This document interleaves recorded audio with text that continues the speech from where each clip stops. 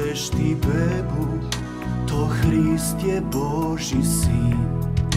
On biće kralj nad svima, od sad do večnosti. Ne plaši se, ne plaši se, o Marija,